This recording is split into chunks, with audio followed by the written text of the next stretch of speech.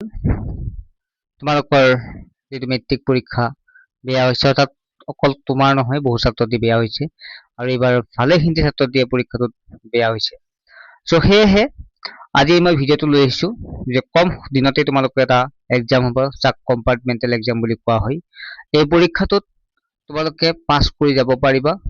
এই পৰীক্ষাটো সহজ নে টান আমি আলোচনা কৰিম। কিতাপৰ ওপৰত ভিত্তি কৰিছে, এতিয়া বহু ছাত্ৰই পঢ়িব পৰা নাই, কাৰণটো হৈছে কিতাপ সলাইছে যে এতিয়া কোনখন পঢ়িম।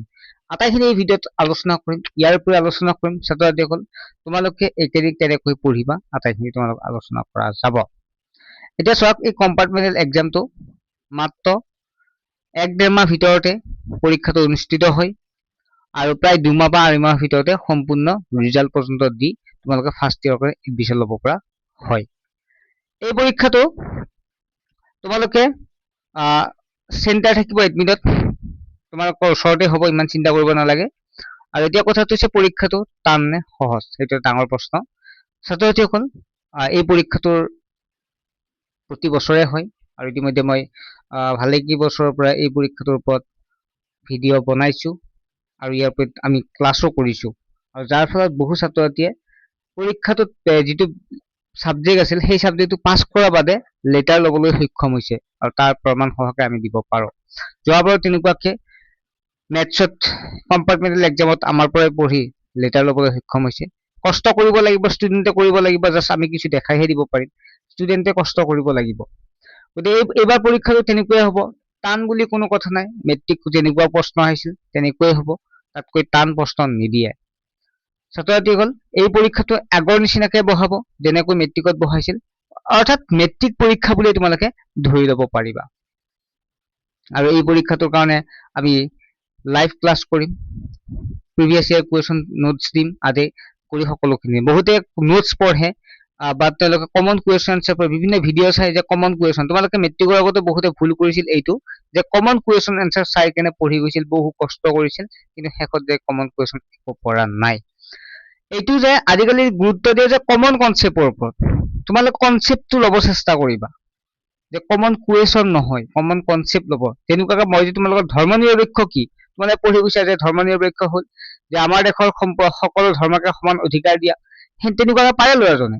যদি প্ৰশ্নটো এনেকৈ আহে যে এখন চৰকাৰী বিদ্যালয়ত কেৱল ভাৰতবৰ্ষৰ এখন চৰকাৰী বিদ্যালয়ত কেৱল এজন হিন্দু ল'ৰাকহে বিনামূলীয়াকৈ পঢ়োৱা হয়, বাকী ধৰ্মৰ ল'ৰা ছোৱালীক পৰা মাচুল লয়, এইটো তোমাৰ মতে শুদ্ধনে? তেতিয়া তোমালোক বহুতে কয় যে এইটো বহুতে নাজানে যে তেওঁলোকে পঢ়ি আহিছে ধৰ্ম নিৰপেক্ষ মানে কি, আৰু যিসকলে বুজি পাইছিল যে প্ৰশ্নটো কি, ধৰ্ম নিৰপেক্ষ প্ৰশ্নটো কি, তেওঁলোকে ধুনীয়াকে লিখিব যে ভাৰতবৰ্ষ এখন যিটো ধৰ্ম নিৰপেক্ষ ৰাষ্ট্ৰ, ইয়াত সকলো ধৰ্মৰ অধিকাৰ সমান, গতিকে ধৰ্মৰ ভিত্তিত তাত বিনামূলীয়া বা বিনামূলীয়া দিয়াটো প্ৰয়োজন নাই। এইটো তাত মানে ধৰ্মৰ ভিত্তিত মানে চোৱাটো অনুচিত, ইয়াত সকলো ধৰ্মই সমান অধিকাৰ পাব, তেনেকুৱাকে লিখিলে ধুনীয়াকে পাই যায়, কাৰণ তেওঁলোকে বুজি পাইছে ধৰ্ম নিৰপেক্ষ মানে। বহু ছাত্ৰতে পঢ়ি গৈছে ধৰ্ম নিৰপেক্ষ জাষ্ট মুখস্থ কৰি গৈছে, তেনেকুৱা ছাত্ৰ ছাত্ৰী কিন্তু আকৌ একে গতিয়ে হ'ব যদি তোমালোকে কনচেপ্ট নপঢ়া। মেথছৰ তেনেকুৱাকে প্ৰশ্ন কেইটামান চাই গৈছে, চলিউশ্যন কৰিছে আৰু পৰীক্ষাত বহিছে। গতিকে এইবাৰ আমি যিটো কম্পাৰ্টমেণ্টেল এক্সামৰ কাৰণে বেটছ আনিছো, ইয়াত আমি ধুনীয়াকে কনচেপ্ট ৱাইজ আটাইখিনি পঢ়াই দিম। গতিকে যিসকল ছাত্ৰ ছাত্ৰী আমাৰ কম্পাৰ্টমেণ্টেল এক্সামৰ কাৰণে জইন হ'ব বিচাৰে, আমি নোটছ বুলি নহয়, আমি সম্পূৰ্ণ ক্লাছ কৰিম। জইন হ'ব বিচাৰে তোমালোকে হোৱাটছএপ নম্বৰতে SMS কৰিবা, মাত্ৰ 100 টকাত প্ৰতিটো বিষয়ত আমি 100 টকা ল'ম, আৰু পৰীক্ষালৈকে আমি পঢ়াই দিম, যিমান দিন হয় 1 মাহ 1.5 মাহ 2 মাহ যিমান দিন হয় আটাইখিনি পঢ়ুৱাই দিম। আৰু বহু ছাত্ৰতে ভাবি আছে যে নটিচ আহিলে কৰিম, তোমালোকতো কৈয়ে দিলে, মই ভিডিঅ'ৰ লাষ্টতো লগাই দিম যে তোমালোকক যে সেৱাৰ পৰা যিটো ASSEB আগতে সেৱা আছিল, তেওঁলোকেতো কৈয়ে দিছে যে কম্পাৰ্টমেণ্টেল পৰীক্ষা সেইসকলে দিব পাৰিব যাৰ 3টা বিষয়ত বেয়া আছে আৰু যাৰ নম্বৰ 170তকৈ বেছি, তেওঁলোকে দিব পাৰিব বুলি ইতিমধ্যে কোৱা আছে। গতিকে তোমালোকে কম্পাৰ্টমেণ্টেল এক্সামৰ কাৰণে পঢ়িব ধৰা, এতিয়াৰ পৰা পঢ়িব ধৰা। গতিকে তেনেকুৱা নকৰিবা। আৰু এতিয়া পৰীক্ষাটো পাছ কৰাটো সহজ নে টান নকলোৱে, যে মেট্ৰিক পৰীক্ষা তেনেকুৱাই পৰীক্ষা হ'ব, তাত কোনো সলনি নহয়।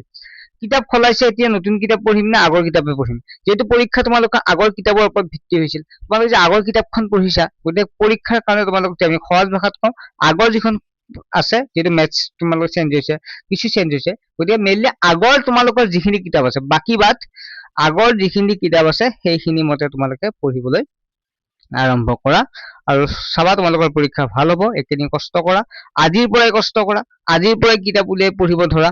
তোমালোকে বাহিৰা কথা বাদ দিয়া, কি হৈছে কি হোৱা নাই সেইবিলাক বাদ দি আজিৰ পৰা পঢ়া। তোমালোকে এনেকুৱা ভাবা যে মোৰ আৰু 1.5 মাহ বা মোৰ আৰু এমাহ, মোৰ আৰু 15 দিন পিছত পৰীক্ষা আছে। চাবা তোমালোকে চাকচেছ হবা। তোমালোকে আৰু এইটো ভাবা যে মই যিটো চাবজেক্ট বেয়া হৈছে, মই এই চাবজেক্ট লেটাৰ ল'ম আৰু মই ফাৰ্ষ্ট ডিভিজন পাম। তেনেকুৱা হ'ব। কোনোবাই তিনিটাত বেয়া হৈছে, তিনিটাতে ভালকে কৰা ফাৰ্ষ্ট ডিভিজন আৰামছে আহি যাব। কাৰোবাৰ 2টাত পাছ কৰিলেও ফাৰ্ষ্ট ডিভিজন নাম্বাৰ আহি যাব। গতিকে ছাত্ৰ ছাত্ৰীসকল, তোমালোকক মই ৰিকুৱেষ্ট কৰিছো, তোমালোকে এইকেইদিন ধুনীয়াকে পঢ়া। তোমালোকৰ মনৰ অৱস্থা মই বুজি পাইছো। বহুত ছাত্ৰ ছাত্ৰী বহুত হেৰিত আছে, মানে ডিপ্ৰেশ্যনত আছে। ডিপ্ৰেশ্যন কৰিব লগা একো নাই। যিহেতু চান্স এটা দিছে তোমালোকক, সেই চান্সটো ল'বলৈ তোমালোকে চেষ্টা কৰা। ঠিক আছে, বাই। আৰু জইন হলে তোমালোক হোৱাটছএপ SMS জইন কৰিবা। তোমাৰ নাম, ক্লাছ আৰু চাবজেক্ট কেইটা, মই তুমি কোনটো চাবজেক্ট বেয়া হৈছে তেনেকুৱা SMS দিলে হ'ল। ঠিক আছে।